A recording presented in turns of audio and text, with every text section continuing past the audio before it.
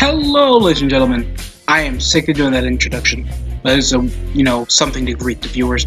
But we have some more info going into Slammiversary come June 18th. I think it's July 18th. Other than that, we have, of course, the biggest teaser of all to the recent firings of Zack Ryder, Gallows, Hawkins, Anderson, EC3, not Rockstar Spud, somehow he earned himself a contract.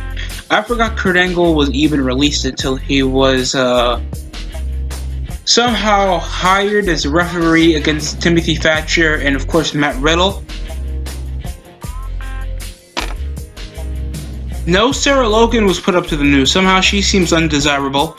Or no Rusev, but still notable faces. We of course have long-time Impact wrestlers like of course Gallows and of course EC3 that's been there since like 2013. So yeah, shocked in that aspect that I'm supposed to care. I guess it's supposed to give some notoriety because these guys used to be in WWE and surrounding themselves around the indies after, being mishandled or at least accomplished as much as they can, like Ethan Carter III. But it looks like technically he would still be able to use that name. Don't know why he didn't change the name the time he made it to NXT, because people would remember him because he was an NXT superstar when it was literally a game show.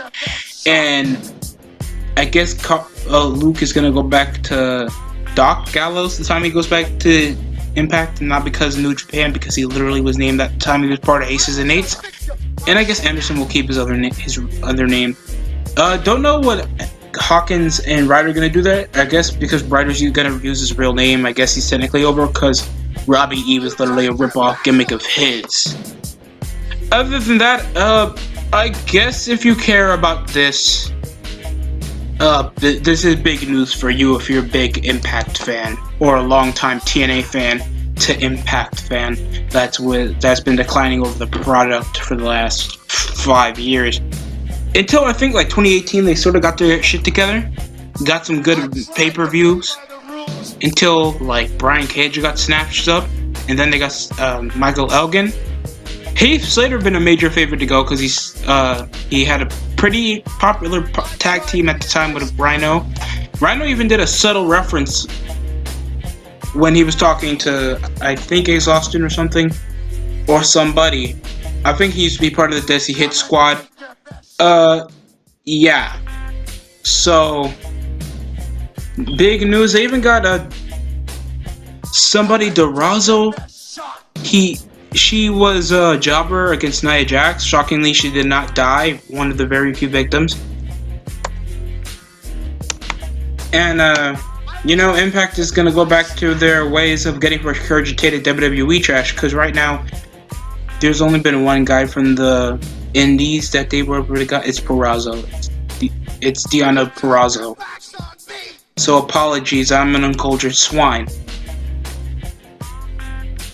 But I think this is a positive, I guess. Other than that, that's all the news I got for you. I don't really care that much. But for other people, I guess this is big. But not for me. That's it coming from the DSC Show. Like, comment, and subscribe. Of course, I'll be there for Slammiversary. I reviewed Hard to Kill, so I should at least keep it consistent. I think it's been a while since we had a pay-per-view for Impact Wrestling since January. And they were supposed to be with Lockdown returning for a long time.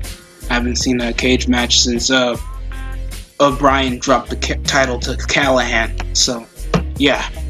That's it coming from the DSC Show.